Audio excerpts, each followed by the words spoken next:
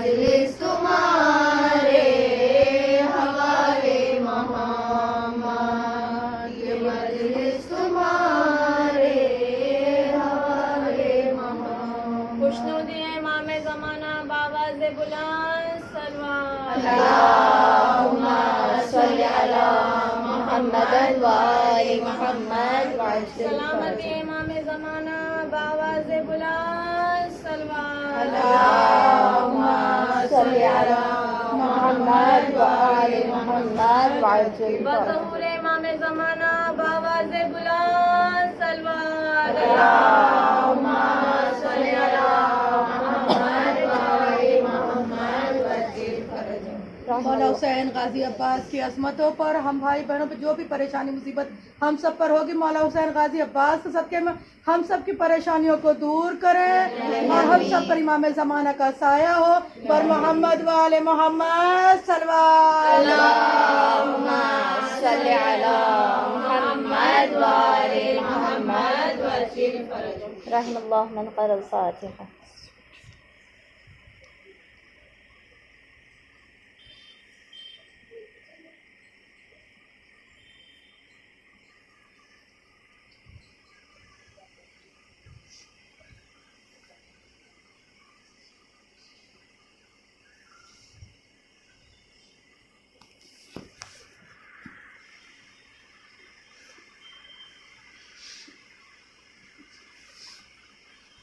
لا حول ولا قوة إلا بالله العلي العظيم۔ حسبنا الله ونعم الوكيل، نعم المولى ونعم النصير۔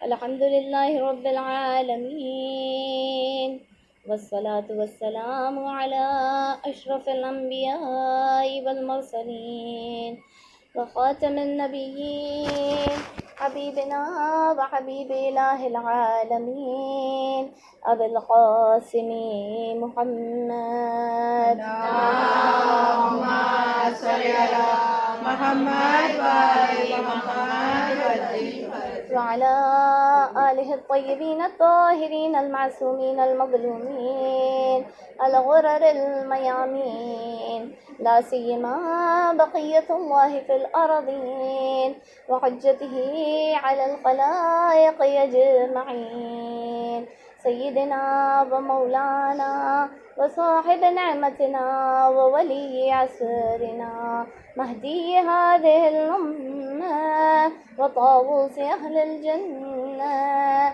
الحجة بن الحسن العسكري، روحي وأرواح العالمين لتراب مقدمه الفداء، صلوات۔ اللہم صلی علی محمد وآل محمد وعجل فرجہ۔ ولعنة الله على أعدائهم أجمعين من الآن إلى قيام يوم الدين۔ بسم الله الرحمن الرحيم۔ اللهم كن لوليك الحجة بن الحسن صلواتك عليه وعلى آبائه في هذه الساعة وفي كل ساعة، وليا وحافظا وقائدا وناصرا ودليلا وعينا، حتى تسكنه أرضك طوعا وتمتعه فيها طويلا۔ اللہم صلی علی محمد وآل محمد وعجل فرجہ۔ صلى الله عليك يا أبا عبد الله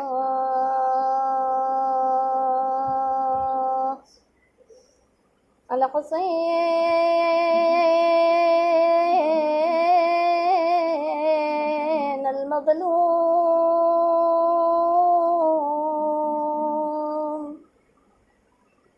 العطشان،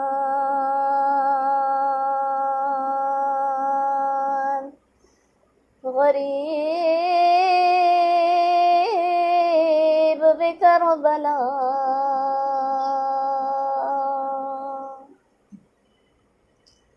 صلى الله عليك يا ابن رسول الله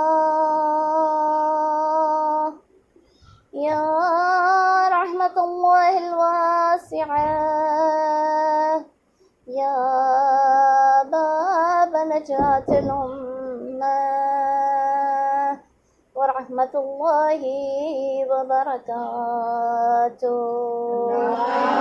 اللهم صل على محمد وآل محمد وسلم. أما بعد فقد قال الله تبارك وتعالى في كتابه المبين وقرآنه المجيد وقوله الحق. بسم الله الرحمن الرحيم. الذين ينفقون في الضراء والسراء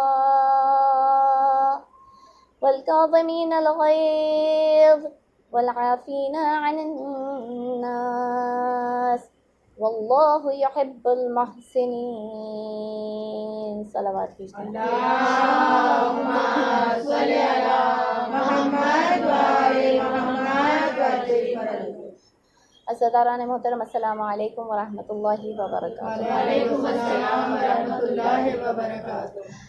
تمام تعریفیں اس معبود حقیقی کے لیے جو خود تو محمود ہے اور اس نے محمد کو رحمت للعالمین بنا کر بھیجا، جو خود اعلیٰ ہے اور اس نے علی ابن ابی طالب کو محمد کا جانشین قرار دیا، جو خود فاطر السماوات والارض ہے اور اس نے فاطمۃ الزہرا کو سیدۃ نساء الجنہ بنا دیا، جو خود محسن ہے اور جس نے امام حسن کو سردار جوانان جنت بنا دیا، اور جو خود قدیم الاحسان ہے اور اس نے حسین شہید کو ہمیشہ کے لیے کشتی نجات قرار دے دیا. صلوات بھیج دیں. اللهم صل على محمد وآل محمد وسلم. عزیزان محترم، خداوند عالم اکثر مرتبہ قرآن میں غور و فکر کرنے کے لیے ہم سے سوال کرتا ہے کہ ہم نے تمہیں عقل عطا فرمائی ہے، لہٰذا تم غور و فکر کرو. اور غور و فکر کس پر کرو؟ اللہ کی ذات پر غور و فکر نہیں کیا جا سکتا ہے، ہاں اس کے ناموں پر غور و فکر کیا جا سکتا ہے، لیکن خداوند عالم فرماتے ہیں کہ میری مخلوقات پر تو غور و فکر کرو. لہٰذا وہ قرآن کریم میں سورہ غاشیہ میں فرماتا ہے افلا ينظرون الى الابل کیف خلقت. کیا تم نے اونٹ کی خلقت پر غور نہیں کیا کہ ہم نے اسے کیسے خلق فرمایا؟ خداوند عالم کچھ خاص مخلوقات کی طرف ہماری توجہ دلانا چاہتا ہے کہ تم نے اونٹ پر غور و فکر نہیں کیا کہ ہم نے اسے کیسے خلق فرمایا. اور اسی طرح سے جو ہے آسمانوں کے سلسلے میں فرماتا ہے، زمین کے سلسلے میں فرماتا ہے کیسے ہم نے آسمانوں کو جو ہے بلندی پر رکھا ہے. تم نہیں دیکھتے کہ اس کی کوئی ارکان ہو، اس کے کوئی سپورٹس ہوں، اس کے کوئی پلرز ہوں اور وہ آسمان جو ہے وہ نیچے گرتا نہیں ہے؟ کیا تم اس بات پر غور نہیں کرتے؟ تو خداوند عالم اونٹ جیسی مخلوقات کی طرف ہماری توجہ دلا رہا ہے کہ اونٹ جسے ہم صحرا کا جہاز کہتے ہیں، ریگستانی جہاز کہا جاتا ہے جسے، اور بس یوں ہی نہیں کہا جاتا، اس لیے کہ وہ ہے اس لائق کہ اسے صحرا کا جہاز کہا جائے. اگر ہم اونٹ کی خلقت پر غور کریں تو خداوند عالم نے اس جانور میں ایسے اعجاز رکھے ہیں جو انسان اگر غور کرے گا تو وہ یقیناً اپنے خالق سے قریب ہو جائے گا، اور وہ غور و فکر کرنے پر مجبور ہو جائے گا کہ ایسی خلقت، اس طرح سے کسی کی پیدائش، اس طرح سے کسی کو خلق کرنا، یہ سوائے خدائے واحد کے کسی کو زیب دیتا بھی نہیں ہے. اونٹ کی خلقت پر ذرا غور کریں ہم، کیا ملتا ہے اونٹ کے بارے میں؟ اونٹ جو کہ صحرائی جانور ہے، صحرا میں ہم جانتے ہیں کہ پانی کی قلت ہوا کرتی ہے، اور صحرا میں جس طرح کے درخت وغیرہ پائے جاتے ہیں وہ اکثر کانٹے دار درخت ہوا کرتے ہیں. خداوند عالم نے اس اونٹ کو اس طرح سے بنایا ہے، اس کے جو زبان ہوتی ہے وہ اس طرح کی بنی ہوئی ہے کہ وہ کانٹے دار ان درختوں کو اور ان کانٹے دار جھاڑیوں کو آسانی جو ہے چبا لیتا ہے، کھا لیتا ہے، اور اسے تکلیف نہیں پہنچتی بلکہ وہ اس کے غذا کا سبب بن جاتے ہیں. یعنی وہ کانٹے جس سے تمام مخلوقات بچتی پھرتی ہے، وہی کانٹے اس اونٹ کے غذا کا سبب بن جاتے ہیں اور اسے تکلیف اور اذیت نہیں پہنچتی. یہ اونٹ صحرا میں اگر کوئی ٹریول کر رہا ہے، سفر کر رہا ہے، تو اس کے لیے جو ہے بھوک اور پیاس کا عالم آ جاتا ہے. جب سفر کر رہے ہوتے ہیں تو اکثر جو ہے ایک مہینے کا اپنا اہتمام کر کے لوگ چلا کرتے ہیں کہ غذا کیا ہم کو لے کر چلنی ہے، طعام کیا لے کر چلنا ہے. لیکن یہ اونٹ ایسا جانور ہے، اب اس کی غذا کا اہتمام کون کرے گا؟ لوگ تو اپنی انسان کی غذا کا اہتمام کر رہے ہیں، لیکن اونٹ کی غذا کا اہتمام کون کرے گا؟ اسی لیے اس اونٹ کے لیے ہمیں یہ ملتا ہے کہ یہ جو ہے 6 مہینے بغیر کھانے کے، بغیر غذا کے زندہ رہ سکتا ہے. 6 مہینے بغیر غذا کے زندہ رہ سکتا ہے. اور 60 دن یعنی 2 مہینے بغیر پانی کے وہ زندہ رہ سکتا ہے. پانی جو کہ آب حیات ہے، انسان زندہ نہیں رہ سکتا بغیر پانی کے، مخلوقات زندہ نہیں رہ سکتی بغیر پانی کے، لیکن یہ اونٹ 60 روز جو ہے بغیر پانی کے زندہ رہ سکتا ہے. خداوند عالم نے اس کی جو حیات رکھی ہے وہ 50 سال کی ہے. ایوریج اس کا لائف سپین جو ہوتا ہے وہ 50 سال کا ہوتا ہے. اور یہ ایسا جانور ہے کہ یہ کوئی جنگلی جانور نہیں ہے بلکہ پالتو جانور ہے.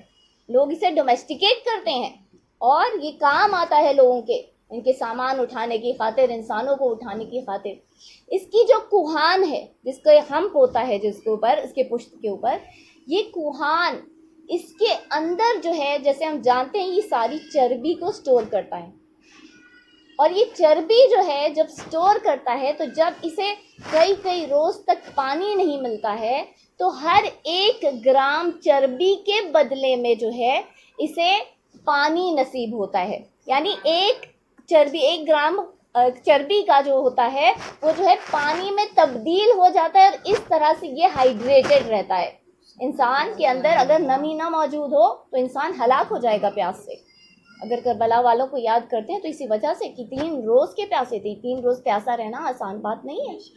لیکن یہ اونٹ ہے جس کو اللہ تعالیٰ نے اس طرح کی ٹیکنالوجی اسے دی ہوئی ہے کہ جو اتنے بڑے بڑے ٹیکنالوجی بنانے والے، آج یہ ماڈرن زمانہ آ گیا جہاں ٹیکنالوجی ایڈوانسمنٹ پر پہنچ چکی ہے، لیکن ایسی کوئی ٹیکنالوجی نہیں بنا پائے جہاں پر انسان کے جسم کے اندر اگر وہ پیاسا رہ جائے تو اس کے جو ہے چربی کو وہ پانی میں کنورٹ کر سکے. لیکن یہ اونٹ کی خاصیت ہے کہ خداوند عالم اس کی چربی کو پانی میں تبدیل کر دیتا ہے جب اسے پیاس کا احساس ہوتا ہے.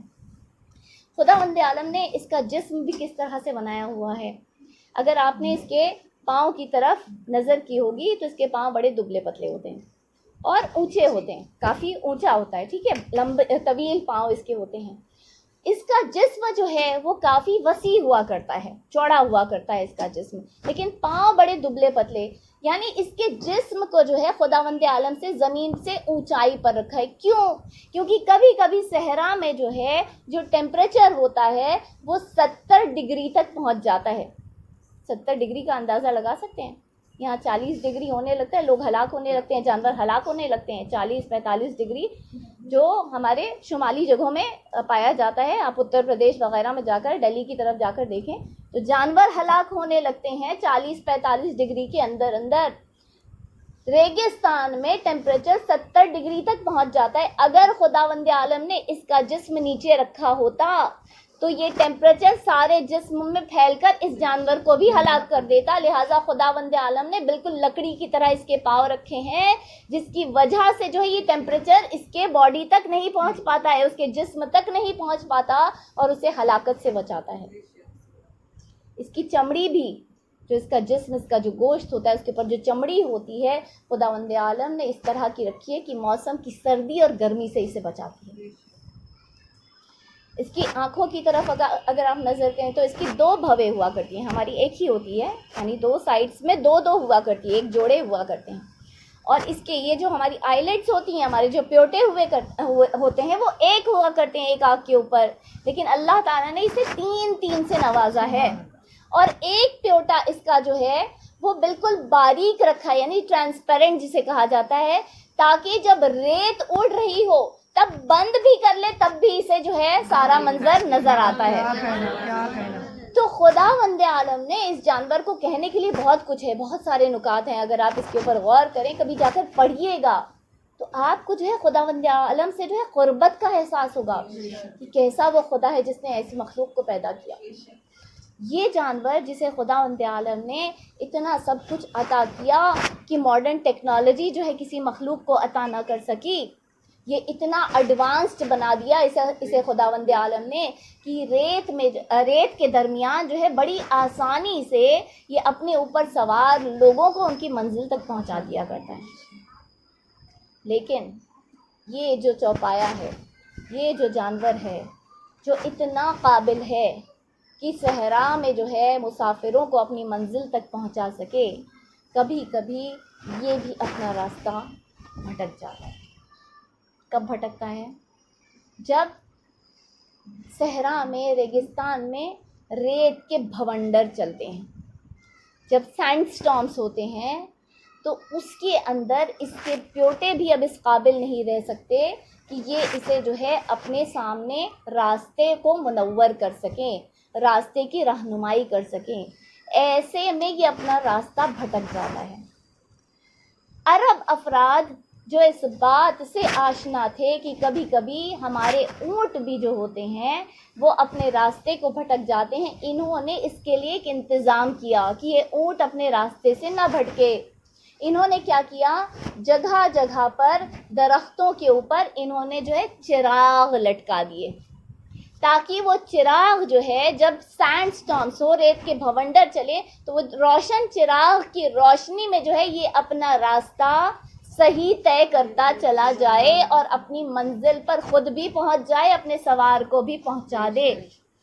چراغ کو عربی میں مصباح کہا جاتا ہے، اور جب ان چراغوں کو لگایا گیا تو عربوں نے انہیں ایک نام دیا. صرف چراغ کا نام نہیں دیا، ان کو کہا یہ ہدایت کا چراغ ہے. کس کی ہدایت؟ اونٹوں کی ہدایت کرنے والے. تو یہ چراغ ہدایت کے چراغ ہیں. اگر عربی میں اسے کہا جائے تو انہیں مصباح و ہدا کہا جاتا ہے. اب آئیے شب معراج، جب ایک مرتبہ رسول خدا کو جبرائیل علیہ السلام جو ہے آسمانوں پر لے کر گئے، جب آسمانوں سے پلٹے، ایک روز رسول خدا موجود تھے، ان کے کچھ اصحاب موجود تھے، انہی اصحاب کے درمیان ایک صحابی جن کا نام تھا ابی ابن کعب، وہ بھی موجود تھے. وہ یہ روایت نقل کر رہے ہیں کہ اچانک رسول خدا وہاں تشریف فرما تھے کہ اچانک امام حسین جو اس وقت کمسنی کے عالم میں تھے، 3 سال کا ان کا سن مبارک تھا، اچانک دوڑتے ہوئے آئے اور نانا کی گود میں جا کر بیٹھ گئے. جیسے ہی رسول اللہ نے امام حسین کو آتے ہوئے دیکھا، فرمایا مرحبا بک یا ابا عبداللہ یا زین السماوات والارضین. کیا فرمایا؟ کہ آپ کا استقبال ہو اے ابا عبداللہ، اے حسین آپ کا استقبال ہو، آپ آسمانوں اور زمین کی زینت ہیں. جیسے ہی رسول اللہ نے یہ جملہ کہا، ایک مرتبہ ابی ابن کعب نے اعتراض کیا، یا رسول اللہ آپ کے سوا بھی کوئی آسمانوں اور زمین کی زینت ہو سکتا ہے؟ تو رسول اللہ فرماتے ہیں اے ابی، آج بتا رہا ہوں سن لو. جب شب معراج مجھے جبرائیل 7ویں آسمان پر لے کر گئے تو میں نے عرش کے داہنے ساق پر یہ تحریر نقش دیکھی جہاں پر لکھا ہوا تھا ان الحسین مصباح ہدی و سفینۃ نجات. یقیناً حسین صلی علی محمد و آل محمد حسینیت زندہ باد، حسینیت زندہ باد، یزیدیت مردہ باد، دشمنان اہل بیت پر لعنت بے شمار لعنت. یقیناً حسین ہدایت کا چراغ ہے اور سفینہ نجات ہے، کشتی نجات ہے. عزاداران محترم، صادق آل محمد امام جعفر صادق علیہ السلام اللہم صلی علی محمد و آل محمد وعجل فرجہم. فرماتے ہیں کہ جب اللہ کسی اپنی مخلوق کو محبوب رکھتا ہے، اسے پسند کرنے لگتا ہے، تو اس کے دل میں امام حسین کی محبت اور امام حسین کی زیارت کا شوق پیدا کر دیتا ہے. خداوند عالم کی بارگاہ میں ہم دعا گو ہیں، پروردگار ہمارے دلوں میں بھی امام حسین کی زیارت کا شوق ہے، محبت ہے ہمیں سید الشہداء سے. پروردگار یہ جو راستے کووڈ کی وبا سے بند ہو چکے ہیں، پروردگار اس کووڈ کی وبا کو برطرف کر کے دوبارہ سے ان حج و زیارات مقدسہ کے راستوں کو کھولنا نصیب فرما اور ہم سب کو امام حسین کی زیارت نصیب فرما. ایک صلوات بھیج دیں اللہم صلی علی محمد و آل محمد وعجل فرجہم. آج 7 سفر 2 ائمہ معصومین سے منسوب ہے. ایک جس کی آج ولادت کا روز ہے اور ایک جس کے لیے بر صغیر کو چھوڑ کر ساری دنیا میں آج اس کی شہادت کا روز منایا جاتا ہے. ولادت اس کی جسے کاظم آل محمد امام موسیٰ کاظم علیہ السلام اللهم صل على محمد وعلى محمد وعجل فرجه. اور شہادت اس کی جس کو جب زہر دغا دیا گیا تو اس کا کلیجہ کٹ کٹ کے تشت میں رکھا، امام حسن مصطفیٰ. امام کاظم کے لحاظ سے اگر ہم دیکھیں تو امام کا نام ہے موسیٰ لیکن مشہور کاظم لقب سے ہوئے ہیں.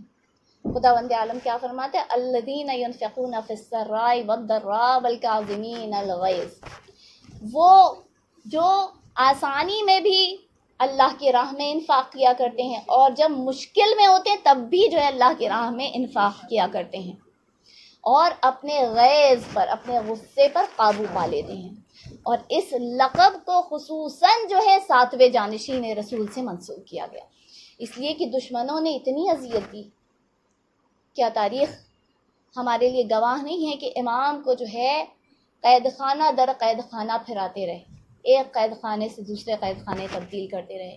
یہ وہ ہمارے امام ہیں جو سب سے زیادہ طویل عرصہ انہوں نے گزارا ہے تو قید خانوں میں گزارا ہے، اور انہوں نے دشمنوں کی اس اذیت کو، ان کے اوپر اپنے غصے کو ضبط کیا اور اسی لیے کاظم لقب سے جو ہے مشہور ہو گئے. صرف کاظم لقب نہیں ہے، عبد الصالح بھی اگر کہا جاتا ہے تو ایک یا تو حضرت عباس کو کہا جاتا ہے یا دوسری شخصیت یہ ہمارے معصوم امام کو عبد الصالح کہا جاتا ہے. عبادت، بندگی، نیکی، اطاعت الہی میں اس طرح سے زندگی کو صرف کر دیا کہ انہیں جو ہے اللہ کا نیک بندہ قرار دیا گیا، صالح بندہ قرار دیا گیا. اور اس سے مشہور لقب ہے باب الحوائج. اگر ایک صلوات بھیج دیں محمد اللهم صل على محمد وعلى محمد وعجل فرجه. اگر کوئی شخصیت جب باب الحوائج پکارا جاتا ہے، کسی شخصیت کو ہمارے تصور میں اگر وہ شخصیت آتی ہے تو 3 شخصیتیں ہوتی ہیں. ایک یا تو حضرت عباس علمدار، غازی عباس، اللهم صل على محمد وعلى محمد وعجل فرجه. دوسرے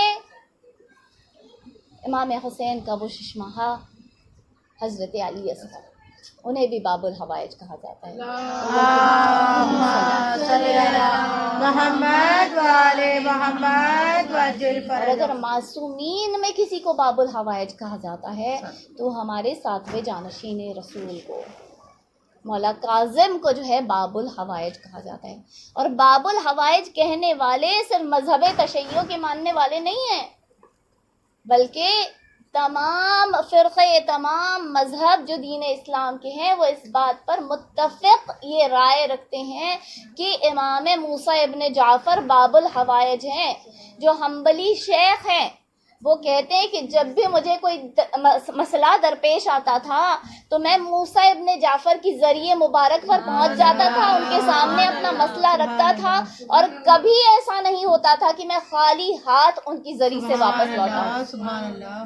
جو حنبلی ہے، جس نے اتنی بدعتیں کی دین اسلام کے اندر، وہ ان کا شیخ، ان کا بانی، ان کا مؤسس کہہ رہا ہے کہ میں موسیٰ ابن جعفر کا وسیلہ دیا کرتا تھا اور وہ میری حاجت کو پورا کیا کرتے تھے. اسی طرح سے شافعی جو ہیں وہ بھی کہتے ہیں کہ میں موسیٰ ابن جعفر کی قبر کے بارے میں نے سنا ہے کہ یہ ایک بہت ہی مجرب قبر مبارک ہے، سبحان اللہ. جہاں پر ہر ایک کی حاجت جو ہے وہ پوری ہوا کرتی ہے. اور اس لیے کہ ہمارے درمیان تاریخ مذہب تشیع میں ایک بہت بڑے عالم سید مہدی بحر العلوم امام زمانہ کی ملاقات انہیں حاصل ہوئی. ایک مرتبہ نہیں، کئی مرتبہ ان کو جو ہے امام زمان کی ملاقات حاصل ہوئی ہے. وہ لکھتے ہیں کہ میں امام موسیٰ سے اس طرح سے جو ہے ان کا وسیلہ تلاش کیا کرتا تھا، اور انہوں نے اشعار میں لکھا کہ اے وہ جو نبی موسیٰ کا ہم نام ہے، ہم محبت کی کشتی پر سوار ہو کر اور آپ کی محبت کو زاد راہ بنا کر آپ تک چل کر آئے ہیں. جب بھی وہ ذریعے مبارک پر جاتے تو اس طرح سے اشعار پڑھا کرتے تھے، اور ان اشعار کو انہوں نے تحریر بھی فرمایا کہ ہم جو ہے آپ کی محبت کی کشتی پر سوار ہو کر آپ کی محبت کو زاد راہ بنا کر چل کر آپ تک پہنچے ہیں. ہمارے فقر کا دامن جو ہے وہ آپ تک پہنچ چکا ہے، یعنی ہمارے فقر کا دامن ہم نے آپ تک پہنچا دیا ہے. اب اے باب الحوائج، ہمارے پاس آپ کے سوا کوئی در نہیں ہے، لہٰذا آپ ہماری حاجتوں کو، آپ ہماری مرادوں کو پورا کیجیے. اے باب توقع، اے جواد کے جد، اس طرح سے وہ ان کو مخاطب کیا کرتے تھے. عزیزان محترم، امام موسیٰ ابن جعفر جن کی زندگی زیادہ تر جو ہے قید خانوں میں کٹی ہے، ان کے لیے خطیب بغدادی جو ہے تاریخ کے مورخ رہے ہیں. وہ لکھتے ہیں کہ ایک مرتبہ ایک شخص نے آ کر ایک خاتون کو خبر دی کہ تمہارے بیٹے کو کسی جرم میں گرفتار کر لیا گیا ہے. جیسے ہی اسے یہ خبر ملی تو وہ اپنا ذہنی توازن کھو بیٹھی اور حیران و پریشان جو ہے دوڑنے لگی. جب راوی نے دیکھا تو وہ جو ہے امام موسیٰ ابن جعفر کی طرف جو ہے دوڑنا چاہتی تھی، جہاں پر امام موسیٰ ابن جعفر کا گھر تھا. جب وہ دوڑ کر جا رہی تھی تو راستے میں اسے ایک شقی ملا. اس شقی نے سوال کیا کہ اے خاتون، تم کہاں جا رہی ہو؟ تمہارے بیٹے کو گرفتار کر لیا گیا ہے. وہ کہتی ہے کہ میں اپنے مولا موسیٰ ابن جعفر کی بارگاہ میں جا رہی ہوں. وہ کہتا ہے کہ اے بے وقوف، کیا تجھے خبر نہیں کہ تو جس کو مولا کہہ رہی ہے اسے جو ہے قتل کر دیا گیا، وہ تو اس دنیا سے رحلت کر چکا ہے. وہ راوی کہتا ہے کہ اس عورت نے جیسے ہی یہ جملہ سنا اس کو اتنی اذیت پہنچی، اتنی مصیبت زدہ وہ ہو گئی کہ ایک مرتبہ جو ہے وہ رو رو کر گریہ کرنے لگی. اے مولا، اے موسیٰ ابن جعفر، اس شقی نے میرے دل کو ٹھیس پہنچائی ہے، اس شقی نے جو ہے آپ کے لیے نازیبا الفاظ استعمال کی ہیں. اے مولا، جلد میری مصیبت کو حل کیجئے. راوی کہتا ہے کہ ابھی یہ دعا کر رہی تھی کہ ایک سپاہی آ کر اس خاتون کے پاس آیا، اس کی خدمت میں آیا اور اس سے کہنے لگا کہ اے خاتون، تیرے بیٹے کو رہائی مل چکی ہے، اور وہ شقی جس نے تیرے مولا کے لیے نازیبا الفاظ کیے تھے اس کے بیٹے کو گرفتار کر کے قید خانے میں ڈال دیا گیا ہے. ایک صلوات بھیج دیں محمد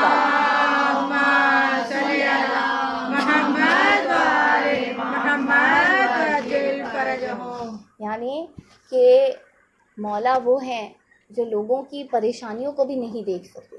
اسے ابھی خبر ملی تھی کہ تیرے بیٹے کو گرفتار کیا گیا، اور چند لمحوں میں مولا کا وسیلہ جو پیش کیا اس خاتون نے، مولا نے اس کے بیٹے کو رہائی دلا دی. کیوں؟ کیونکہ اس نے اپنے مولا سے اپنی محبت کا اظہار کیا.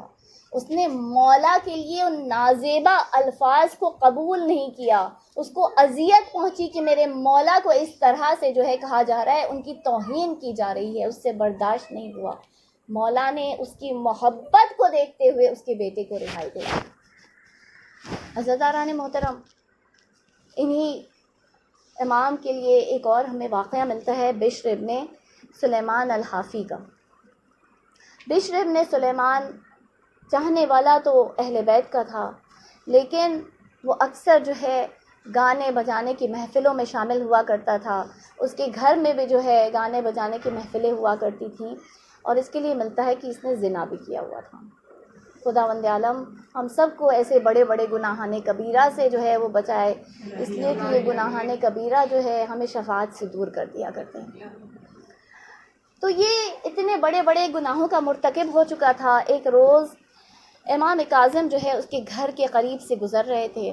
اندر سے گانے بجانے کی آوازیں آ رہی تھی. جیسے ہی امام موسیٰ دروازے سے گزر رہے تھے، ایک مرتبہ اس کی کنیز، بشر کی کنیز جو ہے کچھ کوڑا کرکٹ ڈالنے کے لیے اپنے گھر سے باہر تشریف لائی. جیسے ہی وہ آئی اور اس نے کوڑے دان میں اس کوڑے کو ڈالا، امام نے اس کنیز سے سوال کیا کہ اے خاتون، بتا تیرا مولا آزاد ہے یا غلام؟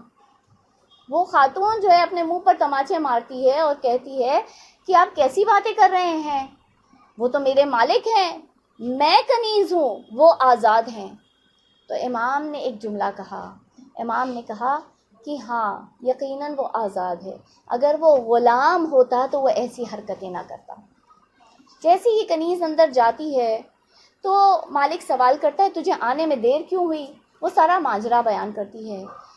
وہ مالک یعنی بشر اس سے سوال کرتے ہیں کہ تو نے انہیں پہچانا جو ابھی ابھی یہ سب کہہ کر گئے ہیں؟ تو وہ کہتی ہے نہیں، میں نے انہیں نہیں پہچانا. تو بشر جو اس وقت جو ہے نالین بھی انہوں نے نہیں پہنی ہوتی ہے، ایک مرتبہ اسی طرح سے برہنہ پاؤ اپنے گھر سے باہر نکل جاتے ہیں. جیسے ہی ان مولا کو ڈھونڈتے ہوئے نکلتے ہیں، وہ دیکھتے ہیں کہ یہ تو میرے مولا امام کاظم ہے. جاتے ہیں اور قدموں میں گر جاتے ہیں، اور قدموں میں گرنے کے بعد کہتے ہیں کہ مولا آپ نے صحیح فرمایا کہ میں آزاد ہوں، میں نے اپنے آپ کو خداوند عالم کے ملک سے آزاد سمجھ لیا ہے. اگر میں خداوند عالم کا غلام ہوتا تو یقیناً میں اس طرح کی حرکتیں نہ کر رہا ہوتا. مولا مجھے معاف کیجئے. اس نے توبہ کرنا شروع کی، مغفرت طلب کی. مولا نے کہا کہ جا، میں نے تجھے معاف کیا. تاریخ لکھتی ہے کہ بشر ابن سلیمان نے اس کے بعد اپنے گھر سے تمام حرام چیزوں کو جو ہے دور کر دیا، حتیٰ کہ انہوں نے اپنی معافی کی خاطر، سچی توبہ کرنے کی خاطر اپنے گھر میں جتنی چیزیں تھیں سب کچھ راہ خدا میں دے دی. حتیٰ کہ یہ ملتا ہے کہ آخر کار ان کے تن پر جو ہے ایک لباس بھی نہیں رہا. انہوں نے اپنا ہر لباس جو ہے اللہ کی راہ میں دے دیا. اور جب ان کی یہ نوبت آئی اور کوئی ان کا ساتھی جو ہے ایک روز ان سے ملاقات کرنے کے لیے گیا، اس نے دروازے پر دستک دی. جب دروازے پر دستک دی تو بشر نے جو ہے دروازے کے پیچھے سے جواب دیا. اس شخص نے کہا کہ میں تمہارا دوست ہوں، تم میرا استقبال نہیں کرتے، تم دروازہ نہیں کھولتے میرے لیے. وہ کہتا ہے کہ میری حالت ایسی ہو گئی ہے کہ میں تمہیں گھر کے اندر نہیں لے سکتا. وہ شخص کہتا ہے آخر بات کیا ہے؟ تو بشر کہتے ہیں کہ میں نے جب سے اپنے مولا کا کلام سنا، جب سے مولا نے مجھ سے یہ کہا کہ یقیناً تم آزاد ہو، تم غلام نہیں ہو، تب سے مولا کی بات میرے دل کو اس طرح سے لگی کہ میں نے سب کچھ راہ خدا میں انفاق کر دیا. اب میرے پاس صرف اپنی شرم گاہوں کے لیے ڈھکنے کے لیے ایک کپڑے کے سوا اور کچھ نہیں اس گھر میں موجود ہے. وہ شخص جاتا ہے اور امام موسیٰ ابن جعفر کو اس کی خبر دیتا ہے. امام موسیٰ فرماتے ہیں کہ اللہ نے بھی اس کی توبہ کو قبول کیا، میں نے بھی اس کی توبہ کو قبول کیا، اور میں نے اس کے لیے جنت کی ضمانت لے لی. کچھ روز گزرتے ہیں، امام جو ہے اس کے لیے کپڑے بھجواتے ہیں، وہ اپنے تن کو ڈھکتا ہے. کچھ روز گزرتے ہیں، وہ علیل پڑ جاتا ہے، اور جب بستر علالت پر ہوتا ہے وقت احتضار قریب آ جاتا ہے. یہ جو دوست ہوتا ہے دوبارہ سے اپنے دوست کو ملنے کے لیے جاتا ہے، اور جیسے ہی بشر کو ملنے کے لیے جاتا ہے، ایک مرتبہ بشر جب اپنے دوست کو دیکھتا ہے تو پھر کہنے لگتا ہے، مسکراتا ہے اور کہنے لگتا ہے کہ اے میرے دوست، جب تم مولا سے مدینہ ملنے جانا تو میرے مولا کو یہ میری طرف سے سلام عرض کرنا، اور ان سے کہنا کہ آپ نے جو جنت کی مجھے ضمانت دی تھی آج پوری ہو گئی. وہاں پر رسول خدا، مولا کائنات، امام حسن، امام حسین، اور حتیٰ کہ ہر امام کا نام لیتا ہے امام جعفر صادق تک، اور اس کے بعد کہتا ہے کہ ہر ایک میرے استقبال کے لیے کھڑا ہوا ہے اور کہہ رہا ہے کہ اے بشر تمہیں مبارک ہو، تم ہمارے ساتھ جنت میں ہمارے پڑوسی ہوگے. صلی اللہ محمد وآل محمد وعجل فرجہم. عزتداران محترم، یہ ہیں وہ مولا جس کے لیے یہ آیت جو ہے الذین ينفقون فی الضراء والسراء والکاظمین الغیظ والعافین عن الناس واللہ یحب المحسنین، جو اپنے غصے پر قابو پا جاتے ہیں اور لوگوں کو معاف کر دیا کرتے ہیں، اور اللہ نیکی کرنے والوں کو پسند کرتا ہے. یہ مصداق ہے امام کاظم اس آیت کریمہ کے، اس لیے کہ معاف کر دیتے ہیں. مولا نے اس طرح سے اپنے دشمنوں کو بھی معاف کیا اور چاہا کہ میری سیرت پر چلنے والے، مجھ سے محبت قدم بھرنے والے بھی میری اس سیرت پر چلیں اور لوگوں کو معاف کر دیا کریں. کیوں؟ اس لیے کہ جب روز قیامت ہوگا تو اس روز ایک منادی تمام میدان محشر میں یہ پکارتا ہوا نظر آئے گا، کہاں ہے وہ لوگ جن کا اللہ پر کوئی حق باقی ہے؟ اور اس وقت چند افراد کھڑے ہوں گے اور کہیں گے کہ ہم ہیں وہ جس کا اللہ پر حق باقی ہے. ان سے سوال کیا جائے گا کہ تم نے ایسا کیا کیا کہ اب بھی اللہ پر تمہارا حق باقی ہے؟ انہوں نے کہا اس لیے کہ ہم لوگوں کو معاف کر دیا کرتے تھے. سبحان اللہ، ہم لوگوں کو معاف کر دیا کرتے تھے. اللہ فرماتا ہے جو لوگ معاف کر دیتے ہیں ان کا حق مجھ پر روز قیامت تک باقی رہ جاتا ہے. معاف کرنا سیکھیں، درگزر کرنا سیکھیں. چھوٹی چھوٹی بات پر انتقام کا جذبہ رکھنا، بدلے کا جذبہ رکھنا، یہ اہل بیت کی سیرت میں نہیں ہے. عزاداران محترم، امام حسن کا وہ مشہور واقعہ ہے جہاں پر ایک شام والوں کو ویسے ہی ورغلایا گیا تھا، شام والوں کے درمیان ویسے ہی جو ہے سارے اہل بیت کے سلسلے میں، امیر المومنین کے سلسلے میں جو ہے غلط بیانی کر کے انہیں دشمن خدا بتا دیا گیا تھا. جب وہ شامی مدینہ آیا تھا تو امام حسن پر اور امیر المومنین پر گالی گلوج کرتا ہوا آیا تھا. لیکن جب امام حسن کے در پر آیا تو کیا ہوا؟ امام حسن نے جیسے ہی اس پردیسی کو دیکھا کہا کہ اے شخص تو پردیسی نظر آتا ہے، اگر تیرے پاس ٹھہرنے کے لیے کوئی مکان نہیں ہے ہم تجھے مکان عطا فرمائیں گے، اگر تو بھوکا ہے تو ہم تجھے کھانا کھلائیں گے، اگر تیرے تن پر لباس نہیں ہے تو ہم تجھے لباس عطا فرمائیں گے، اگر تو اپنے وطن واپس جانا چاہتے ہو تیرے پاس زاد راہ نہیں ہے تو ہم تجھے تیرے سفر کے لیے ذات راہ عطا کریں گے. وہی شامی جو مولائے کائنات پر سب و شتم کرتا ہوا آیا تھا، جیسے ہی مولا حسن کے اس جواب کو سنا فوراً مولا کے قدموں میں گر گیا، معافی طلب کرنے لگا. مولا مجھے معاف کیجئے، غلط بیانی سے کام لیا گیا تھا. مولا آپ کے بارے میں، آپ کے کردار کے بارے میں، آپ کے بابا کے کردار میں ہمیں جھوٹ بتایا گیا تھا، آپ پر تہمت لگائی گئی تھی. مولا کیا میرے لیے معافی ہے؟ جس مولا نے پہلے ہی اس طرح کا رویہ دکھایا فرماتا ہے کہ میں نے بھی تجھے معاف کیا، میرے بابا نے بھی تجھے معاف کیا اور میرے رب نے بھی تجھے معاف کیا. اور جب وہاں سے پلٹا ہے تو امام حسن کے قصیدے، مولائے کائنات کے قصیدے پڑھتے ہوئے پلٹا ہے. کون حسن؟ جسے ہم سورہ کوثر کا چمن کہتے ہیں، جسے ہم سورہ کوثر کا چمن کہتے ہیں، اس کو ہم فاطمہ زہرا کا حسن کہتے ہیں.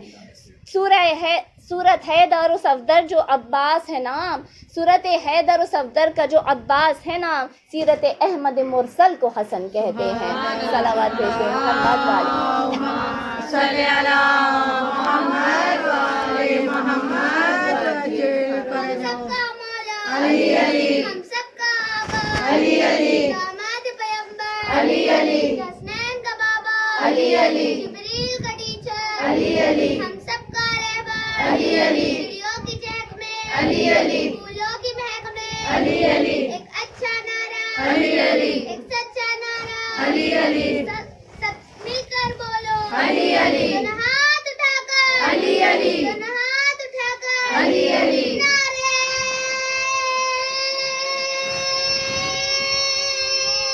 حیدری اللہم صلی علی محمد.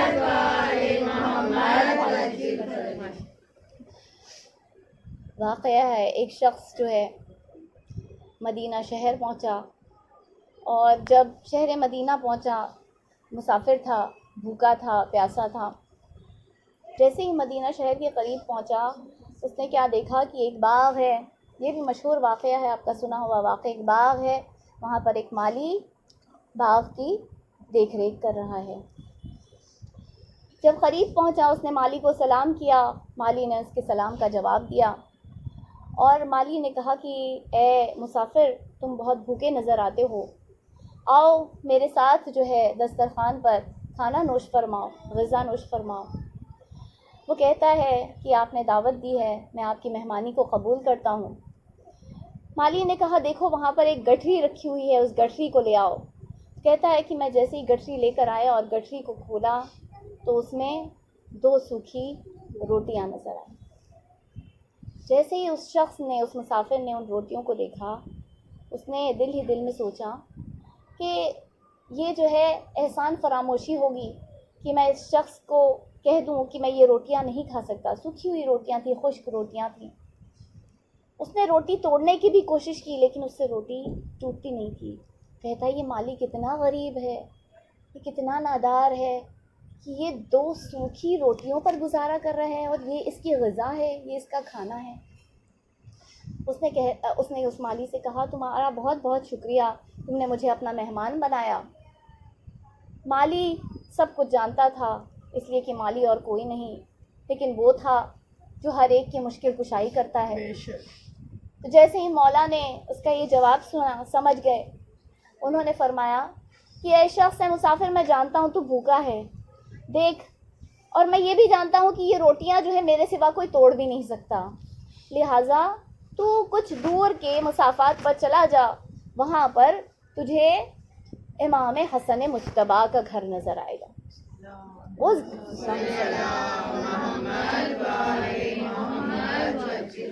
اس گھر میں چلا جا، وہاں پر امام حسن کا دسترخوان بہت مشہور ہے، وہاں پر لنگر روز لگا رہتا ہے۔ تو جا، وہاں پر جو ہے تیرے من موافق تجھے کھانا مل جائے گا، تیری مہمان نوازی بہت بہترین طریقے سے وہاں ہو جائے گی۔ وہ شخص شکریہ ادا کرتے ہوئے وہاں سے چلا۔ ایک مرتبہ کچھ دور پہنچا ہی تھا کہ دیکھا کہ بہت سارے افراد جو ہے اس دسترخوان پر بیٹھے ہوئے ہیں، دسترخوان پر مختلف غذاؤں کا انتظام ہے اور ہر ایک جو ہے ان غذاؤں کا لطف اٹھا رہا ہے۔ وہ بھی اس دسترخوان پر جا کر بیٹھ گیا۔ جیسے ہی یہ دسترخوان پر بیٹھا تھا، امام حسن خود اس کی خدمت کرنے کے لیے، اس کی خدمت انجام دینے کے لیے آ گئے۔ خود اپنے ہاتھوں سے اس کے لیے جو ہے سالن نکالا، روٹی رکھی اور اس سے کہا کہ اے شخص بسم اللہ کر۔ جیسے اس نے امام حسن کو دیکھا، اس کو کچھ یاد آیا۔ وہ امام حسن کو دیکھتا جاتا تھا، کھانا کھاتا جاتا تھا۔ ایک مرتبہ امام حسن نے کیا دیکھا کہ وہ شخص جو ہے ایک نوالا کھاتا ہے اور ایک روٹی جو ہے اپنے سرہانے رکھتا چلا جاتا ہے۔ جب وہ کھانا کھا چکا تو امام حسن نے اس سے فرمایا کہ اے شخص، کیا بات ہے؟ کیا تو اپنے وطن واپس لوٹنا چاہتا ہے اور اسی لیے اپنے زاد راہ کا انتظام کر رہا ہے؟ اگر ایسی بات ہے تو بے فکر ہو کر اپنا کھانا کھا، ہم تیرے لیے جو ہے سامان سفر باندھ دیں گے، تیرے لیے ہم کھانا اور روٹیاں باندھ کر تجھے دے دیں گے، تجھے الگ سے رکھنے کی ضرورت نہیں ہے، تجھے بچانے کی ضرورت نہیں ہے۔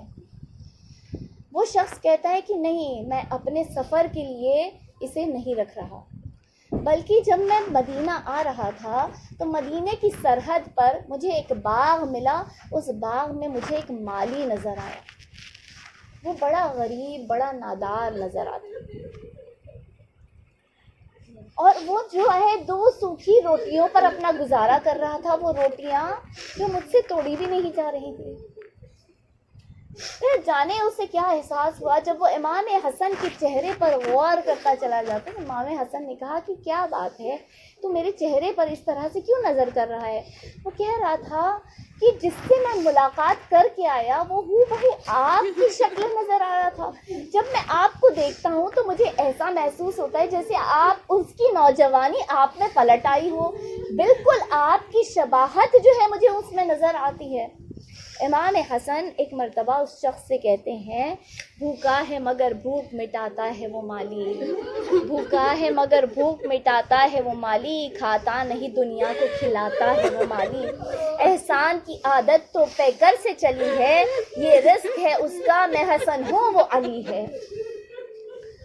ہاں عزاداران محترم، میں نے ابھی مصائب شروع نہیں کیے لیکن آپ کی آوازیں بلند ہیں۔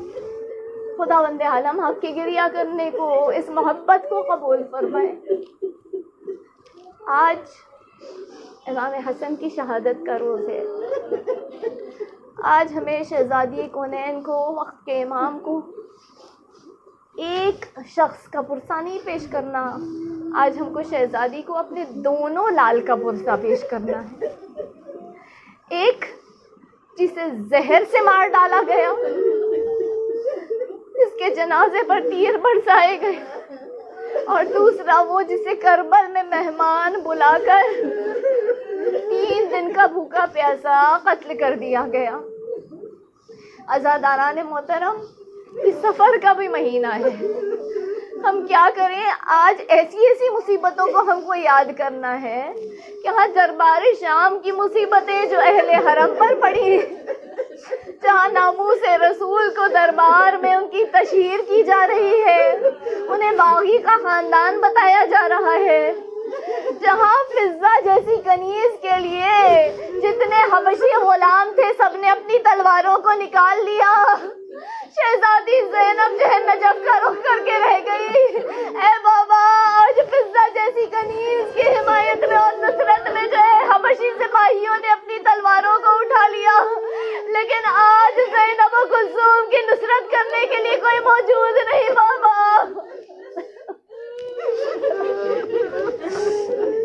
ہاں زاداران محترم، آج ہم شہزادی کو ان کے لالوں کا پرسہ دیتے ہیں، امام حسن کا پرسہ دیتے ہیں۔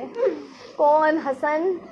جس کے لیے امام زمانہ نے جب اپنے ایک چاہنے والے سے ملاقات کی تو کہا کہ دیکھو، جب بھی تم خداوند عالم کو 2 واسطے دیا کرتے ہو تو وہ 2 واسطے کبھی رد نہیں کیے جاتے۔ جب بھی تم چاہو کہ تمہاری مرادیں پوری ہو جائیں تو خدا کو 2 واسطے دینا۔ چاہنے والے نے پوچھا مولا کون سے 2 واسطے؟ امام فرماتے ہیں ایک میری جدہ کا دربار میں جانا۔ ارے جب میری جدہ فاطمہ دربار میں گئی، دربار میں 4 گھنٹے کھڑی رہی، جب لوٹی تو کمر خم ہو چکی تھی، سیاہ بال سفید ہو چکے تھے۔ جب گھر میں داخل ہوئی تو حسن و حسین نے پڑھ کر کہا اماں دربار گئی تھی، حق مل گیا۔ ایک مرتبہ جناب شہزادی کونین آگے بڑھی، اپنی لال زینب کو گلے سے لگایا، اے میری لال زینب، آج میں صحابی کے دربار میں گئی تھی، میری کمر خم ہو گئی، زینب تمہیں شرابی کے دربار میں لے جایا جائے گا۔ جزاکم اللہ خیر الجزا۔ خدا کوئی غم نہ دے سوائے غم حسین۔ ایک ذاکر اہل بیت نے امام زمان کو اپنے خواب میں دیکھا۔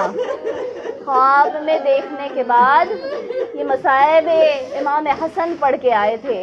خواب میں دیکھتے ہیں، امام فرماتے ہیں ذاکر تو میرے جد کے سب سے سخت ترین مصائب کیوں نہیں پڑھتا؟ کہتا ہے مولا میں لوگوں کو بتاتا تو ہوں کہ امام حسن اتنے مظلوم تھے کہ جب گھر کے باہر جاتے تھے تو لوگوں کے تانے اور طنز ہوا کرتے تھے، جب گھر کے اندر داخل ہوتے تھے تو زوجہ کی اذیت سہنی پڑتی تھی۔ امام فرماتے یہ میرے جد کے سخت ترین مصائب نہیں ہیں۔ وہ کہتے ہیں مولا میں لوگوں کو یہ بھی تو بتاتا ہوں کہ انہیں حاکم شام نے ایسا بدترین زہر، ایسا زہر دیا کہ مولا کے کلیجے کٹ کٹ کے نکلتے تھے، 72 ٹکڑے جگر کے دشت میں کٹ کٹ کے اگلتے تھے۔ امام فرماتے یہ بھی میرے جد کے سخت ترین مصائب نہیں ہے۔ کہتے ہیں مولا میں لوگوں کو یہ بھی بتاتا ہوں کہ آپ کے جد کا واحد جنازہ ہے جو 2 مرتبہ اٹھایا گیا۔ جب پہلی مرتبہ لے جایا گیا فرمان ملعون نے حکم دیا جنازے پر تیر مارے جائے۔ ارے جنازہ پھر گھر کو پلٹا، سید الشہداء اور زینب بنت کبریٰ نے ایک ایک تیر جنازے سے اپنے ہاتھوں سے نکالا۔ امام فرماتے یہ بھی میرے جد کے سخت ترین مصائب نہیں ہے۔ کہتا ہے مولا میں لوگوں کو یہ بھی بتاتا ہوں کہ امام حسن کی خواہش تھی کہ نانا کے پہلو میں دفنایا جائے، لیکن ان کو اجازت نہ ملی، ان کی قبر مبارک بقیع میں بنائی گئی۔ امام فرماتے یہ بھی میرے جد کے سخت ترین مصائب نہیں۔ وہ کہتا ہے مولا آپ بھی بتا دیں کہ آپ کے جد کے سخت ترین مصائب کیا ہے؟ امام فرماتے ہیں ارے ذاکر جب بھی میرے جد کے مصائب کا ذکر کرنا انہیں بتانا کہ میرے جد فرماتے ہیں کہ مدینہ شہر تھا، اس میں ایک گلی تھی، اس گلی کے گھر ایک پہ گھر تھا۔ ارے میرے نانا رسول اللہ کو ابھی 3 دن نہ ہوئے تھے رحلت کے کہ لوگ آگ اور لکڑیاں لے گئے، اس گھر پر جمع ہو گئے۔ ارے اس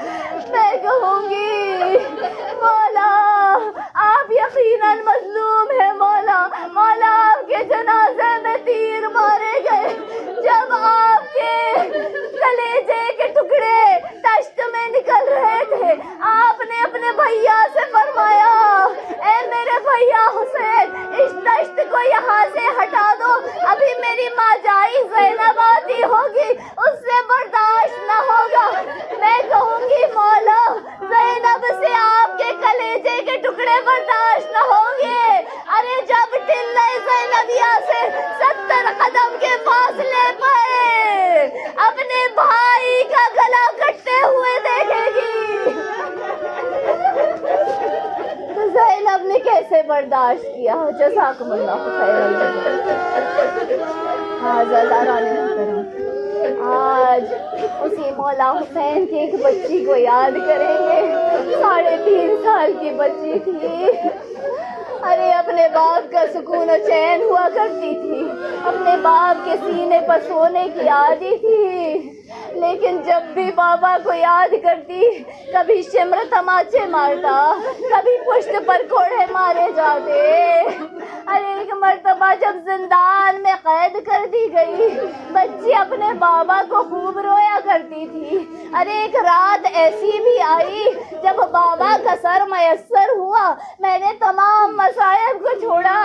ایک مرتبہ جب سر میسر ہوا, منہ پہ منہ رکھا, سارے قید خانے میں خاموشی چھائی. سید سجاد آگے بڑھے, ایک مرتبہ بچی کے ہاتھ کو اپنے ہاتھوں میں لیا, ایک جملہ کہا, انا للہ و انا الیہ راجعون.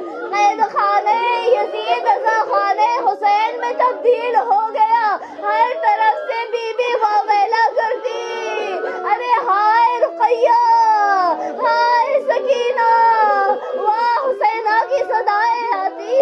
ایک مرتبہ امام سجاد رہائی کے بعد دہاڑے مار کر رو رہے تھے. امام باقر قریب تھے, کہتے بابا کیا یاد آیا؟ کیا شام کا وہ قید خانہ یاد آیا یا شام کا بازار یاد آیا؟ مولا سجاد کہتے ہیں نہیں میرے فرزند باقر, ارے مجھے وہ لمحہ یاد آیا جب میری بہن مجھ سے کہہ رہی تھی, اے بھیا سجاد مجھے یہ بتائیے کہ جب بچوں کو لحد میں دفنا دیا جاتا ہے تو شمر قبر کے اندر تو نہیں آتا. ارے بھیا سجاد مجھے شمر سے بڑا ڈر لگتا ہے. ارے اس نے مجھے اتنا مارا, میرا کرتا میرے جسم سے چسپا ہو گیا. بھیا مجھے شمر سے بڑا ڈر لگتا ہے.